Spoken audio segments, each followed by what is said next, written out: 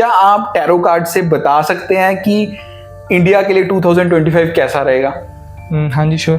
तो इनिशियली तो इंडिया का टाइम काफ़ी the start is really good and चीज़ें स्टेबिलिटी की तरफ जाती दिख रही हैं। Okay. Towards the end of the year, मतलब लास्ट के 3-4-5 महीने इंडिया या फिर किसी की हेल्प करता या किसी से हेल्प लेता दिखता है। ओके। कर भी सकता है, ले भी सकता है, कहीं ना कहीं हेल्पफुल नेचर, एक हेल्पिंग नेचर का इंडिकेशन है। And overall year I would say stable है।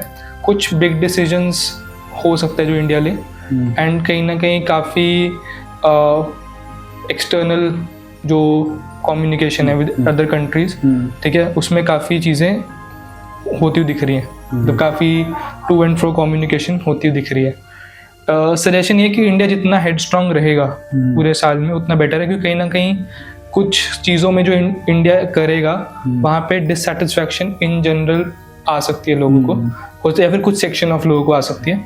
तो हेड स्ट्रांग रह के ही करना पड़ेगा कि अगर कुछ लोग डिससेटिस्फाई हो रहे हैं but it is good for the larger cause, तो वहाँ पे हेड स्ट्रांग रह के इंडिया को वो डिसीजन लेने होंगे।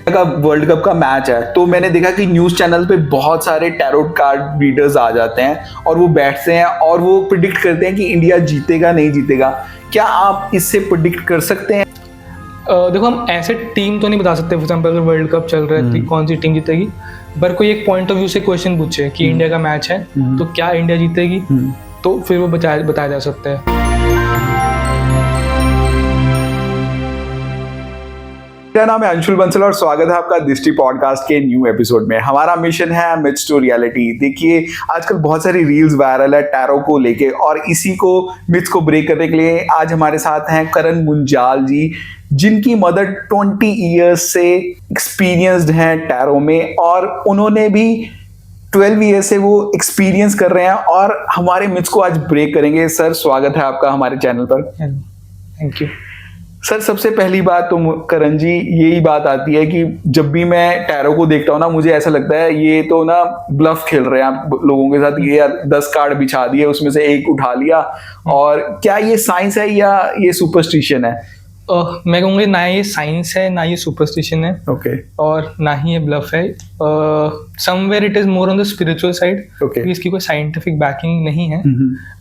एनर्जीज और लॉ ऑफ अट्रैक्शन पे बेस्ड होता है कि जो रीडर है वो कितनी अपनी एनर्जीज प्योर रख पा रहा है, और जो हमारे पास कस्टमर है, जो हमारा क्लाइंट आ रहा है, जो अपनी प्रॉब्लम लेके आ रहा है, उसके टाइम उस माइंड वो किस स्टेट ऑफ माइंड में है, एंड उसके माइंड में जो क्वेश्चन चल रहा है उस टाइम वो किस कार्ड्स की तरफ ड्रॉ हो रहा है। ओके। एंड रही बात कार्ड्स की, तो इसमें 78 कार्ड्स होते हैं। ओके।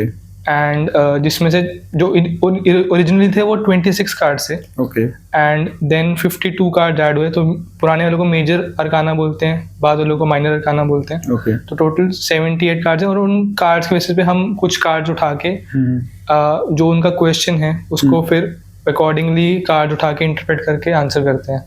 तो कहीं ना कहीं it is neither all of those, but हाँ somewhere on the spiritual side ये है जो मे बी जब आप एक्सपीरियंस करते हो तभी आपको थोड़ी पता लगता है कि क्या चीज़ है।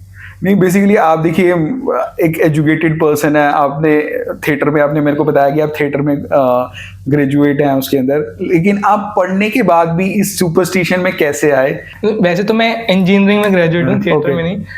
मैं थिएटर साथ साथ करता रहा कॉलेज लेवल पे ही, and I started doing films. तो इसका था, मैं कभी इसमें आया नहीं because my mother was into it. मतलब मेरे मदर पिछले 21 ईयर्स से एस्ट्रोलॉजी प्रैक्टिस कर रहे हैं, and when she was learning tarot 2011 में, तो I was in +2 at that time. Okay. And मेरा ऐसे कोई इंटरेस्ट नहीं था, बस वो आके मुझे सिखा देते थे। उस time she was running a PG. Okay. तो she used to go and I used to manage the PG उनके जाने के बाद। फिर वो आके मुझे सिखा देते थे, and फिर मैंने थोड़ा प्रैक्टिस करना शुरू किया। and my first question was regarding उस टाइम मेरे फादर का एक्सीडेंट हुआ था, मतलब मैं सीखी थी, and my father had met with an accident, और मैंने बेड रेस्ट प्रेडिक्ट की थी। That was my first official question, and मैंने बेड रेस्ट प्रेडिक्ट किया, एंड वो 5-6 महीने बेड रेस्ट पे रहे थे। तो from and I also had that कि ये चलता है, ये कैसे वर्क करती है, but it worked for me. And then I started doing it for my friends जो आसपास थे कि मुझसे कुछ पूछो, मेरी प्रैक्टिस होगी। एंड सबका रिव्यू 75 to 80% वॉज पॉजिटिव। तो मेरा खुद से कॉन्फिडेंस बनने लगा कि okay, I may not know what's the science behind it, या इसके पीछे क्या एक पावर है, बट आपकी जो चीज़ें वर्कआउट करने देते हैं आपको लगता है नहीं इट वर्क्स, तो इसमें कुछ ना कुछ तो है जो शायद मेरी समझ के बाहर है, बट वो चीज़ें हैं जैसे हमारा बिलीफ होता है कि हाँ यहाँ पे कोई विराजमान है, कोई भगवान है, तो वो बिलीफ अगर वो सदियों से चला आ रहा है, कहीं टाइम से चला आ रहा है, तो हम उसको मानते हैं कि हाँ वो कुछ चीज़ें वर्कआउट करती हैं हमारे लिए, हमें कुछ एनर्जी फील होती है उस चीज़ में, तो उसके पीछे ज़रूरी नहीं साइंस बैकिंग हो, बट वो वर्कआउट करती हैं तो हम उसमें मान लेते हैं। तो आई थिंक ये मेरे लिए वर्कआउट करी एंड काफ़ी लंबे टाइम तक करी, तो फिर I adopted it as something which is जिसने मुझे चुना, मैंने इसको नहीं चुना। ओके ये साइंस बेसिकली जो भी है ये इंडिया से है या कहीं बाहर से? टैरोट कार्डिंग जो रीडिंग है ये इंडिया की है, ये कहीं बाहर से आई है? ये वैसे तो यूरोप में कहते हैं कि इसका ओरिजिन्स हैं। ओके ठीक है, कि उस टाइम जो कार्ड्स होते थे, जो नोमैड्स होते थे, जिप्सीज होते थे, वो उसको प्रैक्टिस करते थे और वो मेजर इवेंट्स प्रिडिक्ट करते थे, जैसे फेमिन हो गया, वॉर हो गया, एंड बार्टर सिस्टम में अपना खर्चा चलाते रहते थे। ठीक है, तो उसके बाद लोग इसको पर्सनल रीडिंग्स के लिए धीरे धीरे स्प्रेड हुई। ठीक है, लोग इसको पर्सनल रीडिंग्स के लिए यूज करने लगे और आजकल तो ये लाइक वर्ल्ड वाइड लोग इसको प्रैक्टिस कर रहे हैं और अपनी जो भी उनको चीजें पूछनी होती है वो पूछते हैं। टैरो कार्ड में ना मुझे ऐसा लगता है कि आप उस बंदे को वही कार्ड्स दिखाते हैं जो वो सुनना चाहता है, क्या असली में ऐसा होता है?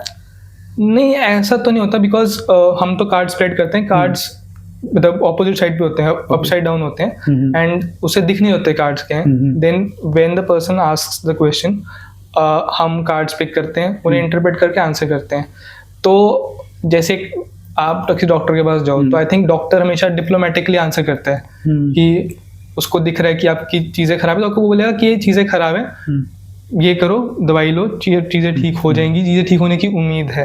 ठीक है, और उसको ज़्यादा खराब भी दिख रही होती है तो बोलते हैं कि आपके पास हो सकता है कि शायद चीज़ें आपके कम चांसेस हैं टू सर्वाइव। वो ये सब कुछ क्लियरली दिख रहा हो तब भी वो नहीं मिलेगा कि आप जल्दी जाने वाले हो।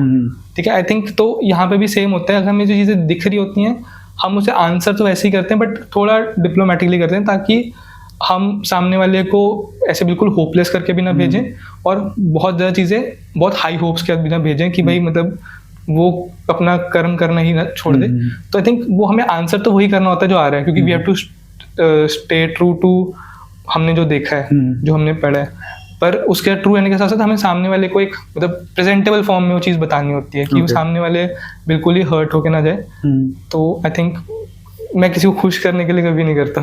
क्योंकि ये होता है ना कि आपको एक दिख रहा है कि उसके फ्यूचर में आने वाले 1 ईयर में आपको टैरोट कार्ड से पता लग रहा है कि उसका एक्सीडेंट होने वाला है, तो आप उसको क्या बोलते हैं कि आप ये चीजें कीजिए ना कीजिए? मतलब तो अगर फॉर एग्जाम्पल ऐसा कुछ दिखता है, ठीक है, तो मैं उनको चीज़ें सजेस्ट करूंगा कि दुर्गा कवच का पाठ करना शुरू कर दो या हनुमान चालीसा रेगुलरली पढ़नी शुरू कर दो। और जब ट्रैवल कर रहे हो तो जितना हो सके, अगर फॉर एग्जाम्पल इस टाइम में एक दिख रहा है तो आप ट्राई करो कि आप ट्रैवल कम से कम करो, या अगर कर रहे हो तो ड्राइव थोड़ा ध्यान से करो, और जब भी कहीं बाहर निकल रहे हो तो दुर्गा कवच करके निकलो। ठीक है, तो मतलब बेसिकली आप जो कर रहे हैं इस टाइम पे, आप जो यूरोप की साइंस को अपनी वैदिक साइंस से मिक्स करके उसको एक आंसर दे रहे हैं। तो ये आपने नया ही सिस्टम ऑफ कम्युनिकेशन निकाला है जो मतलब कह सकते हो, क्योंकि मदर अगर एस्ट्रोलॉजर हैं तो मुझे उनकी थोड़ी बहुत चीजें तो पता है कि ये उपाय, ये रेमेडी हमारी वैदिक एस्ट्रोलॉजी में है। एंड अगर इसमें कुछ दिख रहा है तो आई थिंक जैसे राजा राम मोहन रॉय का भी यही था ना कि जो आपको चीज़ें अच्छी जहाँ जहाँ दिख रही हैं आप वहाँ से पिक करके उसे अपना सकते हो। तो आई थिंक मैं भी वही कर रहा हूँ कि वहाँ की अगर ये आर्ट मुझे थोड़ी बहुत पता है और वैदिक के कुछ उपाय रेमेडीज पता है तो मैं वो करके कॉम्बिनेशन करके ब्लेंड करके उनको बता देता है। हाँ जी, बहुत बढ़िया।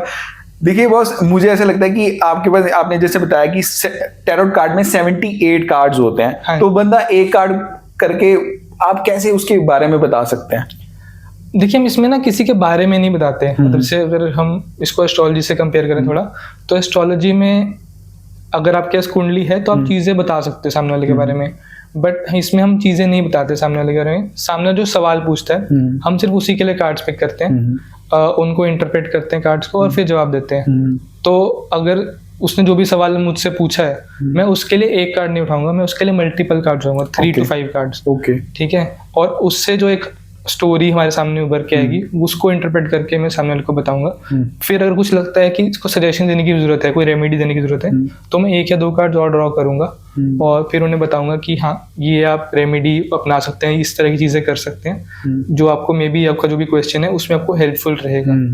तो हम पर्सन के बारे में नहीं बताते, हम वो स्पेसिफिक क्वेश्चन उठाते हैं और हर क्वेश्चन के लिए हम फिर दोबारा से शफल करके कार्ड उठाते हैं ताकि जितना हम स्पेसिफिक आंसर उसे दे सकें उतना बेटर रहेगा। तो आपके पास जो क्लाइंट्स आते हैं वो किस तरीके से आते हैं? मतलब वो तो देखो हर बंदा जब वो दुख में होता है या परेशानी में होता है तभी वो टैरो कार्ड आपसे रीड करवाएगा। बिल्कुल। तो आपके पास क्लाइंटेज कैसी आती है as a tarot card reader? तो मैं ये कहूँगा कि थोड़ा टैरो कार्ड जो अभी रिसेंट में ही थोड़ा पिकअप हुआ है due to social media and Instagram, because काफ़ी इसकी एक वाइब्रेंट अपील सी है। तो मोस्टली जो क्राउड भी होता है वो यंग होता है। ओके, ठीक है। एंड उनके जो सवाल भी होते हैं वो ज़्यादातर करियर, रिलेशनशिप्स, इन चीज़ों के अराउंड, इन दोनों डोमेन्स के आसपास घूमते हैं। ठीक है। तो इसी तरह का क्लाइंट होते हैं और ज़्यादातर वो क्योंकि वो सोशल मीडिया सेवी हैं तो वो फिर सोशल मीडिया से ही जो उनका एक फर्स्ट इन्फ्लुएंस है फर्स्ट वो सोशल मीडिया से ही बना है। तो मोस्टली क्लाइंट्स वहीं से आपके मतलब एक तरह से हाँ इन्फ्लुएंस होते हैं, ड्राइव तो नहीं होते बट इन्फ्लुएंस वहीं से होते हैं वो। तो जो भी आपने प्रेडिक्शंस किए हैं लास्ट 11 इयर्स में, क्या टैरो कार्ड से वो आपकी कितनी परसेंटेज आप बोलते हैं कि वो ओके है? मैं अराउंड 75% तो कहता हूँ कि वो ठीक जाती हैं। ठीक है, क्योंकि इन द एंड हो सकता है कि टैरो सही भी बता रहा हो, मेरी प्रेडिक्शन भी गलत हो सकती है कि मैंने उसको कैसे परसीव किया। तो मैं इन टोटल 75% के आसपास तक कहता हूँ कि सही जाती है। ओके। तो जैसे ही मैंने किसी से सुना था कि आप टैरो कार्ड कर रहे हैं तो आप नेगेटिव एनर्जीज भी पिक कर रहे हैं, दूसरा बंदे की आप दुख सुन रहे हैं, क्या असली में नेगेटिव एनर्जी आपको अफेक्ट करती है टैरो कार्ड रीडिंग में? हाँ, मतलब जो ओरिजिनल भी जो मान्यताएं रही हैं इसके ऊपर वो यही रही हैं कि आप इसको फ्री में ना कीजिए। ठीक है, बिकॉज कोई ना कोई जो भी इसमें आ रहा है वो एक परेशानी लेके आ रहा है आपके पास। ठीक है, और आप परेशानी उसकी काफ़ी देर तक सुन भी रहे हो और एब्जॉर्ब भी कर रहे हो। तो एक फेयर एनर्जी एक्सचेंज होना चाहिए। ठीक है, जैसे पुराने टाइम में लोग बार्टर कर लेते थे, आजकल बार्टर नहीं है, तो एक फिक्स्ड अमाउंट रख लेते हैं। और मेरे पास ऐसे क्लाइंट्स भी आते हैं जो थोड़े मे बी इतने हाई ऑफ नहीं है, वेल ऑफ नहीं है, और वो कहते हैं हम नहीं पे कर सकते। तो मैं कहता हूँ जितना पे कर सकते हो उतना कर दो ताकि एक फेयर एनर्जी एक्सचेंज हो जाए। ठीक है, बट हाँ, क्योंकि आप ताकि जो नेगेटिविटी आ रही है वो एक तरह से कट ऑफ हो जाए, और मेडिटेट भी करते हैं साथ साथ ताकि आप ज़्यादा नेगेटिविटी ना एब्जॉर्ब करें। देखिए, एस्ट्रोलॉजी में ना बोला जा रहा है कि 2025 है ना इंडिया के लिए बहुत हैवी साल है, पूरी वर्ल्ड के लिए पूरा साल है। क्या आप टैरो कार्ड से बता सकते हैं कि इंडिया के लिए 2025 कैसा रहेगा? हाँ जी, श्योर। तो सबसे पहले हमें ऐसे स्प्रेड करना पड़ता है कार्ड को। हाँ जी, बस शफल करके स्प्रेड कर दो ताकि सब कार्ड्स, ये 78 कार्ड्स हैं। हाँ जी बिल्कुल। ये 78 से ऊपर नहीं हो सकते, नीचे नहीं हो सकते? जो ओरिजिनल हैं वो तो यही है 26 + 52। ओके। और उसके ऊपर नीचे नहीं, और आगे तो और बहुत वेरिएशंस लोगों ने निकाली, बट जो ओरिजिनल हैं वो यही है। ओके।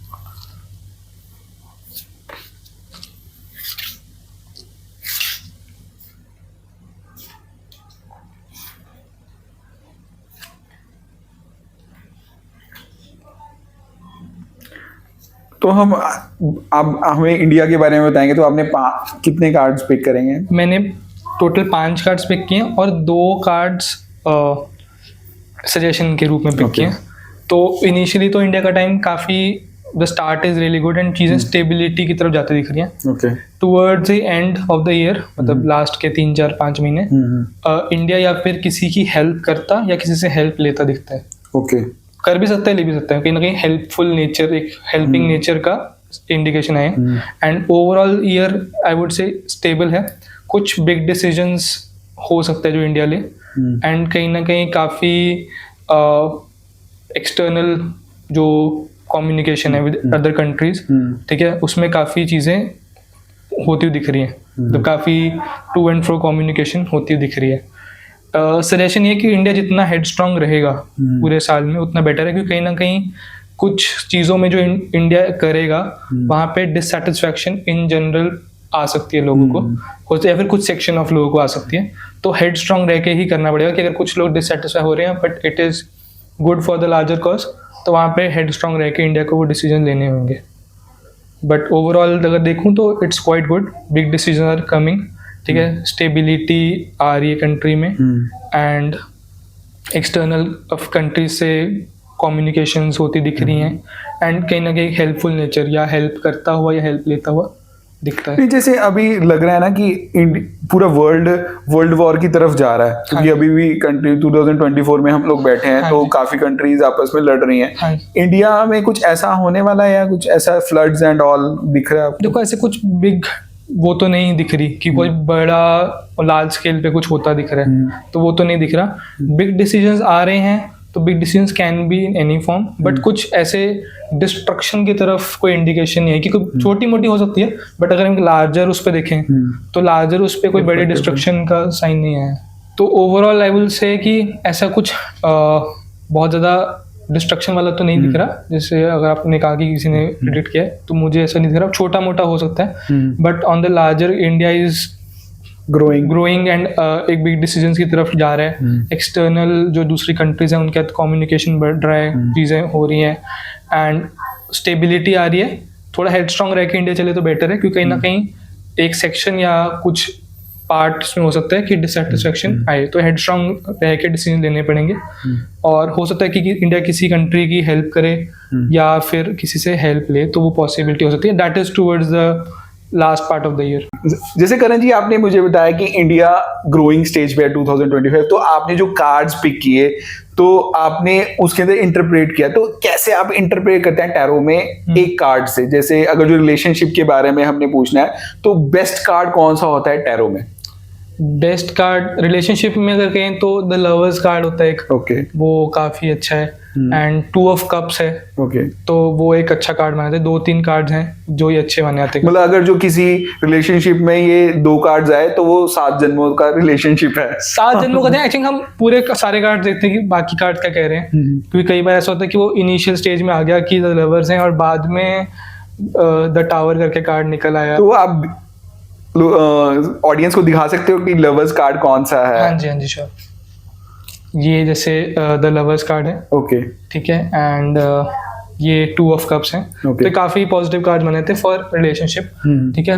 और पर मैं ये कहूँगा कि ऐसे अगर फॉर एग्जाम्पल आपने कहा कि वो ये 2 कार्ड्स आ गए, बट बाकी कार्ड्स क्या कह रहे हैं हम वो भी देखेंगे। फॉर एग्जाम्पल पहले लवर्स आ गया और बाद में द टावर आ गया, तो मतलब एक बार तो बहुत अच्छा चला, और बट द टावर में वो आपस में बिछड़ रहे हैं। अच्छा। दोनों लोग गिर रहे होते हैं उस कार्ड में। तो अगर वैसा कुछ आ गया तो मतलब अच्छा चल के फिर एक ब्रेक भी आती है।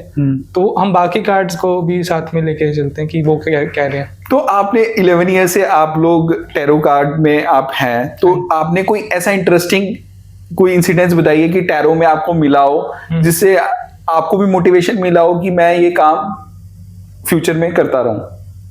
आई थिंक एक तो मैंने आपको स्टार्टिंग में बताया कि जब फादर का एक्सीडेंट हुआ था, तो तब मुझे थोड़ा बहुत लगा, ठीक है। एंड उसके बाद लोगों का रिस्पॉन्स रहा, वो भी थोड़ा ऐसा रहा कि हाँ अच्छे की तरफ रहा, उन्होंने अच्छे रिव्यू दिए, तो फिर मुझे लगा कि नहीं, दिस इज समथिंग जिसने मुझे चुना है। एक रिसेंट में आई थिंक 2 साल पहले हुआ था, तो उस बंदे को किसी ने ब्लैक मैजिक किया हुआ था, जिसको उसको इंडिकेशन थी कि ब्लैक मैजिक हुआ है। तो वो मुझे रेगुलरली मतलब ऑन अ डेली बेसिस 3-4 बार मुझे कॉल करता था। तो तब मुझे थोड़ा बहुत लगा कि हाँ मतलब मैं इसकी काफ़ी हेल्प करूँ। ऑल्दो मैं ब्लैक मैजिक को नहीं जानता, ना स्टडी किया है, तो मैं सिर्फ ये बताता था कि हाँ किस इंटेंसिटी पे चीज़ें चल रही हैं, क्या चल रही हैं।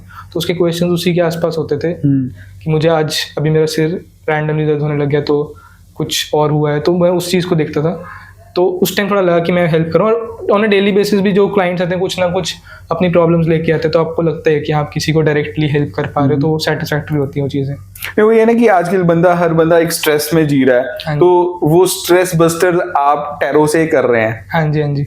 जब भी हम इंडिया और किसी इंडिया का वर्ल्ड कप का मैच है, तो मैंने देखा कि न्यूज चैनल पे बहुत सारे टैरोट कार्ड रीडर्स आ जाते हैं और वो बैठते हैं और वो प्रिडिक्ट करते हैं कि इंडिया जीतेगा नहीं जीतेगा। क्या आप इससे प्रिडिक्ट कर सकते हैं कि ऐसे में कि वो गेम कौन सी टीम जीतेगी? देखो, हम ऐसे टीम तो नहीं बता सकते। फॉर एग्जाम्पल अगर वर्ल्ड कप चल रहा है तो कौन सी टीम जीतेगी, पर कोई एक पॉइंट ऑफ व्यू से क्वेश्चन पूछे कि इंडिया का मैच है तो क्या इंडिया जीतेगी, तो फिर वो बताया जा सकता है, ठीक है। मेरे से आज तक एक बार किसी ने पूछा सवाल, पर जैसे आपने न्यूज़ चैनल्स का कहा, ठीक है, कि न्यूज़ चैनल्स पे आता है, तो मैं एक बार न्यूज़ चैनल पे गया था पंजाब के इलेक्शंस का प्रेडिक्ट करने। तो उन्होंने हर पार्टी का स्पेसिफिक पूछा है कि इस पार्टी का रिजल्ट कैसा रहेगा, इस पार्टी का रिजल्ट कैसा रहेगा। तो आई थिंक क्रिकेट में भी वैसा है कि आप एक स्पेसिफिक उसमें क्वेश्चन पूछोगे कि इस टीम का रिजल्ट कैसा रहेगा, तो हम वो बता सकते हैं कि उस टीम का ओवरऑल परफॉर्मेंस और रिजल्ट कैसा रहेगा। बट खुद से अगर वो क्वेश्चन में वो स्पेसिफिसिटी नहीं है कि क्या रहेगा, खाली इन जनरल पूछ लिया, तो वो इन जनरल थोड़ा प्रेडिक्ट करना मुश्किल होता है। बट हाँ, एक स्पेसिफिक डाल दे कि इस टीम की परफॉर्मेंस कैसी रहेगी इस गेम में, तो वो बताया जा सकता है। करण जी, टैरो कार्ड से हम क्या क्या प्रेडिक्ट कर सकते हैं? मतलब बंदे का करियर, रिलेशनशिप, तो क्या क्या हम टैरो कार्ड से प्रेडिक्ट कर सकते हैं? देखिए, टैरो से आई थिंक आप मोस्टली चीज़ें प्रेडिक्ट कर सकते हो। व्हेन क्वेश्चंस नहीं आंसर होते कि ये चीज़ कब होगी, ठीक है, बिकॉज एस्ट्रोलॉजी में अगर देखा जाए तो प्लानिटरी मूवमेंट स्टडी हो रही है, तो हम प्लानिटरी मूवमेंट के बेसिस पे बता सकते हैं कि चीज़ कब होगी, ये प्लैनेट इस डिग्री पे आएगा तो चीज़ होने की पॉसिबिलिटी है। ऐसा इसमें कुछ है नहीं। तो अगर व्हेन क्वेश्चन आता है तो मैं ज़्यादातर अपने जो भी क्लाइंट्स होते हैं उनको बोलता हूँ आप एक टाइम फ्रेम क्वेश्चन में पुट कर दो कि इस साल में ये चीज़ हो पाएगी, तो वो बता सकते हैं क्या इस साल में क्या प्रोबेबिलिटी चीज़ होने की।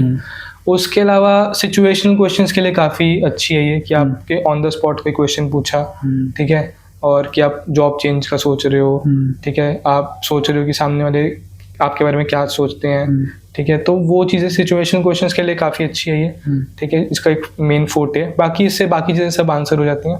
कुछ लोग डेथ रिलेटेड क्वेश्चंस पूछते हैं, वो फॉरबिडन होते हैं, मैं कहूँगा वो एस्ट्रोलॉजी में फॉरबिडन है, इसमें फॉरबिडन है। पर एक अगर आपको पैरेलल ड्रॉ करना हो, एस्ट्रोलॉजी में प्रश्न कुंडली होती है कि सामने वाले ने पूछा कि ऑन द स्पॉट कोई क्वेश्चन पूछा, उसकी कुंडली नहीं है, हमने ऑन द स्पॉट उस टाइम के लिए कुंडली बनाई और आंसर कर दिया। तो आई थिंक ये उसका वो वाला पार्ट है कि वो उसके लिए ऑन द स्पॉट किसी ने कोई क्वेश्चन पूछा आपसे, आपने कार्ड्स ड्रॉ किए और इंटरप्रेट करके आंसर कर दिया। तो हर तरह की चीज़, करियर, रिलेशनशिप्स, जॉब के रिलेटेड चीज़ें आंसर हो जाती हैं, पर जितना स्पेसिफिक क्वेश्चन होगा उतनी स्पेसिफिक आंसर हमें मिलता है। तो करियर, जैसे न्यूमरोलॉजी में बताया जाता है कि आप ये वाला अगर जो आपका नंबर है तो आप ये वाला करियर चूज कर सकते हैं, तो इसमें भी आप बता सकते हैं कि टैरो कार्ड में कैसे आप करियर चूज कर सकते हैं? तो जैसे कार्ड्स जिस तरह के आएंगे, फॉर एग्जांपल कार्ड्स में कुछ ना कुछ, अगर फॉर एग्जांपल फैमिली बनी आई है तो हम कह सकते हैं कि फैमिली से आपको लाभ है, कुछ इनहेरिटेंस में, या फिर कुछ फैमिली बिजनेस आप कर सकते हो, या फिर आप क्लोज वंस के साथ मिलके कुछ कर सकते हो। फैमिली बिजनेस एग्जिस्ट नहीं करता तो मे बी आप फैमिली या फिर अपने क्लोज वंस के साथ कुछ मिलके कर सकते हो, वो आपके लिए बेनिफिशियल है। और उसके अलावा जैसे कुछ भी आ गया जिसमें कॉइन्स मल्टीपल टाइम्स आ रहे हैं, फाइनेंस, अकाउंट्स रिलेटेड चीज़ें आपके लिए अच्छी हैं। और कुछ जिसमें बहुत स्ट्रॉन्ग कार्ड्स आए हैं जिसमें बंदा एक चेयर पे बैठा है और एक स्ट्रॉन्ग हेडेड दिख रहा है, तो हम कह सकते हैं कि आप पोजीशन ऑफ अथॉरिटी एंजॉय करोगे। तो आप मे बी गवर्नमेंट से लिंक हो सकते हैं, या अपना बिजनेस हो सकता है जिसमें आप एक पोजीशन ऑफ अथॉरिटी एंजॉय कर रहे हो, या फिर जहाँ भी आप जाओगे पोजीशन ऑफ अथॉरिटी आप एंजॉय करोगे। तो इस तरह से हम प्रेडिक्शन कर सकते हैं। पिन पॉइंटेड आंसर नहीं आएगा कि हाँ आप यही करोगे, बट एक डायरेक्शन दे सकते हैं कि आप इस तरह की चीज़ें आपके लिए बेनिफिशियल या अच्छी हैं। तो आज हमने मिथ्स ब्रेक किए टैरो कार्ड रीडिंग के, कि कैसे आप अपनी लाइफ को अच्छा बना सकते हैं थ्रू टैरो कार्ड। इसके लिए करण जी का बहुत बहुत धन्यवाद sir, thank you for coming. और अगर जो आपको इस वीडियो से वैल्यू मिला होगा, प्लीज हमें सब्सक्राइब कर दीजिए, फेसबुक पे दिख रहे हैं फॉलो कर लीजिए, और वीडियो से वैल्यू मिला होगा तो अपने फ्रेंड्स के साथ शेयर करना ना भूलें। जल्द ही मिलेंगे दृष्टि टॉक के न्यू पॉडकास्ट के साथ। धन्यवाद दोस्तों।